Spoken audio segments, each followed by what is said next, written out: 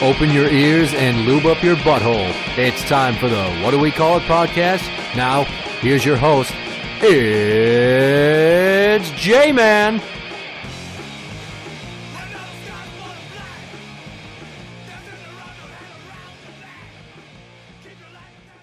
Welcome to the What Do We Call It podcast. I'm Jmann. And I'm number one fan, Tim. I'm going to regale you with a combination of stories that involve the beast being a cunt and another goddamn trip to the Minute Clinic. Okay. Times two. Because I had to go twice in the span of a week and a half. Yeah, it's fucking great. Okay, so the Juice is like really into Pokemon right now. I don't know how. So she wanted to get Pokemon cards so she could play with the other kids at school. Somebody gave her some and then she bought some of her own. Okay. So they had a secret Pokemon club at school because they're not supposed to bring toys. So everybody would hide their cards in their pockets of their jackets when it was cooler out or in their shirts so the teachers wouldn't see. And they'd hide behind the buddy bench and nobody knew what was going on, allegedly. Yeah, because there's so much stuff around the buddy bench. Yeah, it's a flimsy alibi at best. So she comes home on a Friday, and then on Sunday night she gets home. I drop her off, and she calls me and asks me if I know where her Pokemon cards are. Like, I don't know, I didn't see them. Well, they were in the envelope that I keep them in my backpack, and now there's only one of them in there. So long story short, we think she just lost them or someone took them. Most likely somebody took them. Mm-hmm. And I tried to explain to her how it could have happened. She's like, only I knew that they were in my backpack. I'm like, and your locker partner? Who knows that you have the cards? Just the people in my Pokemon club. Like, probably and other people. And there's no lock on your locker. And, you know, sometimes friends steal from friends.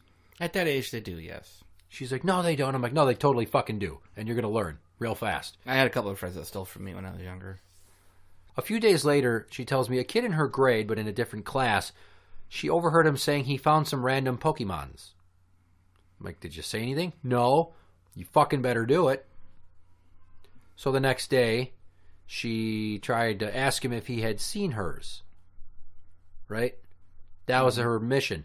And then additionally, I told her to go to the principal with this information, which she was hesitant because she thought she would get in trouble because you're not supposed to bring toys to school. I can see her predicament, yes, but if they were just in my locker, Mr. Principal, I didn't really do anything wrong. It's not like I was using them. Well, my notion was she needs to learn to advocate for herself because, you know, if you get robbed, you should tell the police. Or just be armed and shoot back. I think you're taking it in like a whole nother fucking well, direction. I'm just generalizing. I wouldn't say that she can do that, just generalizing. Well, she's 8.5. And I like how your voice just cracked there, Shaggy from Scooby-Doo. Whatever. So then I sent her home to the beast, you know, and told her the next morning, you're going to go talk to the principal about it. What does the beast do? She tells her no. You're not going to talk to the principal because she shouldn't have brought him. I told her already she shouldn't have brought him. In fact, I banned her from bringing them to school mere days before they disappeared. Yeah, see how well that works. Right. I'm like, well, you fucking lied to me. And then you went against my wishes, and look what happened. You had some pretty badass Pokemon cards, didn't you? And now they're gone. Yep. So the beast not only tells her no, she texts me to say, she's not going to talk to the principal about her missing cards. They're gone. Get over it. You bitch! Dude. I'm not the one that's upset. Well, I am upset because I don't like my kids getting worked over by other shitty kids. I suppose. I take people stealing from me and my family very seriously, even if it's something as trivial as stupid Pokemon cards. Because I think thievery is really fucking shallow and spineless. Yeah, it is. So she told her under no circumstances is she to talk to the principal. I have absolutely no idea what's going on. She goes to school the next day. She doesn't talk to the principal. I go to pick him up, and she comes out. I'm like, did you talk to the principal? No, Mommy told me not to. I'm like, are you serious? So now we're competing with ideals here when I gave you a good reason to do it, and then Mommy says no. I don't want to get in trouble. Great, so your mom's fucking programming you now. I'm like, that's it then. Did you talk to Seth? Well, yeah, but he said he didn't see him. I'm like, bullshit. Ask him to see his deck of cards. Does he have him here? Yeah. He comes out for the bus. She goes with him. She asks to see his Pokemon cards. He wouldn't let her. And then she starts crying, and a teacher takes notice, and I give her the whole story. And she said they were going to talk to the principal. No, I don't think that ever fucking happened. Teacher might have forgotten or not cared. Well, it was a Friday, and she's like, well, we'll do it on Monday. Shit. I've heard shit like that before. Right. Right. Anyway, so that's that. So to be nice, I let her the following weekend buy some more Pokemon cards. With my money ahead of time. How much do Pokemon cards go for? Well, she bought a 20-pack for $5. No, I guess that's not so bad. And I told her, I will give you the opportunity to buy these on credit because you're going to get some money in the next few days, and then you can pay me back. Okay. So I told her, don't forget, you got to pay me back when you get your money. Yeah, okay. And then I sent her home that Sunday night. And then I fucking wake up Tuesday morning to the beast texting me the previous night, I was asleep, saying, you're not going to take her money. She's not paying you back. I'm like, excuse me? I made a deal with her. I let her buy something when she didn't have money, telling her that she's going to get money, and she can just use that to pay me back. I do that with my kids all the time.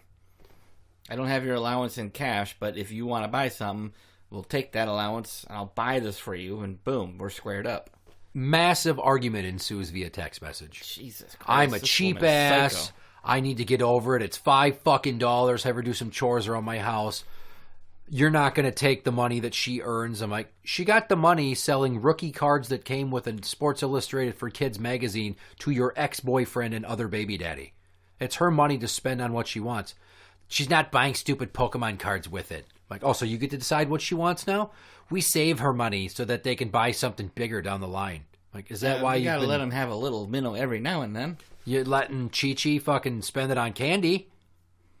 Yeah, that's like my kids wanting to buy, like, Roblox money or whatever the fuck, and I just tell them, don't waste your money on that shit. Yeah. But candy bar I'm okay with to a point. Yeah, well. So anyways, the argument continues to go, and I'm just like, I find it funny that you want to teach her things, but when the concepts involve me, you use your hate for me as justification to fuck me over. It's like, it's $5, let it go. I'm like, no, because remember years ago when you forced me to put $300 into a shared savings account for her with you? We each put in $300. And it was in your name. I'm pretty sure you put $300 in there. Yeah, I did. I'm like, remember how you then told me that you had to use some of that savings money to pay for your goddamn attorney retainer when I took you to court for custody? What a cunt. Yeah. And she's like, whatever. I'm like, I want that fucking money. Pay me back. She's like, yeah, okay, good luck. I'm like, I didn't spend it on the lawyer. I used another saving. Yeah. I'm like, well, I want that money. She's like, well, it's not happening. You're not getting it. She's like, that was money that you got from me that you're lucky I even dealt you in. I'm like, excuse me, that was the child tax credit money that we split. And I'm pretty sure that it's my kid too. And I pay for her half the time and then some. So yes, I would like that money. Well, you're not getting it, whatever. So now I have this idea that I want to take her on Judge Judy. You probably should. This is the second woman to fuck me out of $300. Who was the first? Years ago, when I lived with someone in my old apartment. I thought about you already said yours. Like, no. What did my woman do? No. So I borrowed $300 to my then girlfriend who had a drinking problem. And, that should have been a warning sign right there. Because she was always broke. And she's like, well, I need the money or else they're going to repo my car. I need some money for that. Plus, I got to make a down payment towards college because I'm going to start soon. A down payment and a car loan for $300? Well, the down payment was like $100 to register. She still needed another $200 to make her car payment.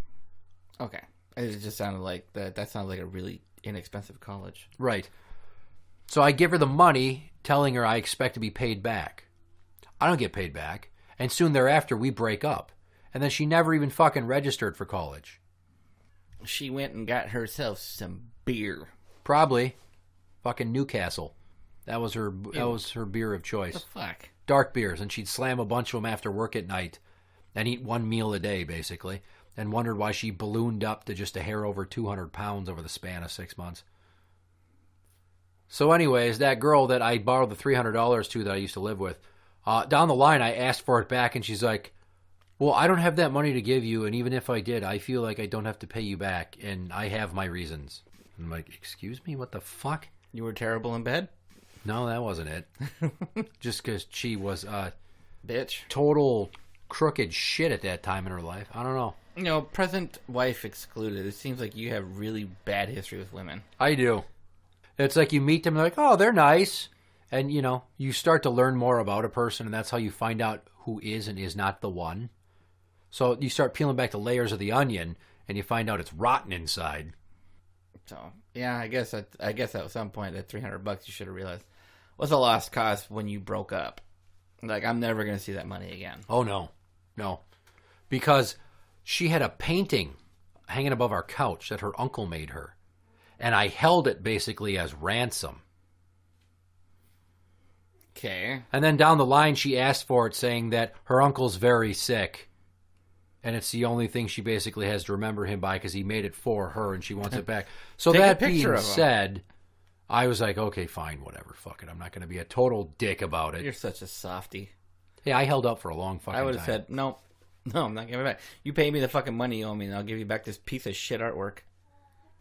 Well, she was still probably pissed that I kept both cats, too. And see how well that's been going. Well, neither of the cats out there were the cats that we had. Okay. Well, We had a boy and a girl cat. Frankie was the first cat I bought for her, but she moved out to her parents' house. And I'm like, you have cats there. I'm keeping Frankie. Well, let me take Stevie. I'm like, no. I'm not going to break up the cats. They're a duo, dude. I had a girl cat. She died first, and a year later, pretty much, Frankie had to be put down. In the interim, I bought Boomer, and then Boomer was alone.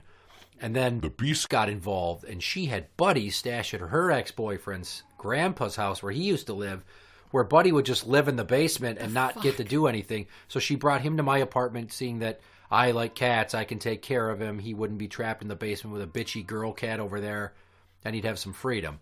Plus, I'm like, it'd be better for Boomer to have another cat. Ah, gay! Jesus fucking Christ.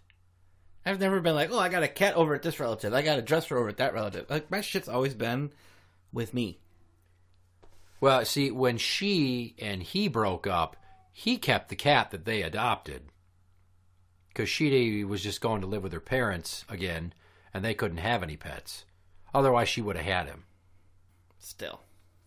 And one of the first pictures she ever had of me was me wearing my my jail jacket, and the cat, Buddy, jumped on my back as I was taking my shoes off, and then perched on my shoulder like a parrot as I'm half slumped over. So she took a picture of that. See, I think as when I was younger, that'd be funny, and nowadays as I'm older, that would be annoying.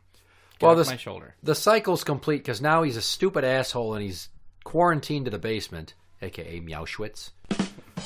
And he lives down here like 99% of the time because he's such a fucker and he steals food.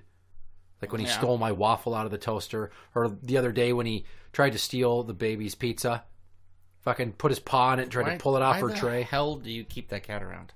Now, what am I going to do with him? There's an outdoors. Nah, he'll never come home. Someone else will keep him. He's too trusting. That's fine. He's chipped to me. And then I have to explain that to The Beast. What the fuck do you care what she thinks? Because technically it's her cat. Well, then send it to her house. No, because then she's going to let him be an outside cat and he's going to get hit by a car. She lives on a major road. Whatever. He's a pain in the ass anyways. If I didn't keep Buddy, then I wouldn't have a 2-year-old that says, Buddy, asshole, when he gets on the counter, because all the time I would say, get down, asshole. True, but still, I have to say that cat's not worth keeping around. Yeah, well. But I can be heartless, so. I'm going to continue what I alluded to in the first part of this in the next episode here. Interact with the show on Twitter at What Do We Call It. That is at What Do We Call It. You can find us on Facebook at facebook.com/group/What Do We Call It podcast show. For the What Do We Call It podcast, I'm Jmann. And I'm the Ruin Van Tim. And that's the end.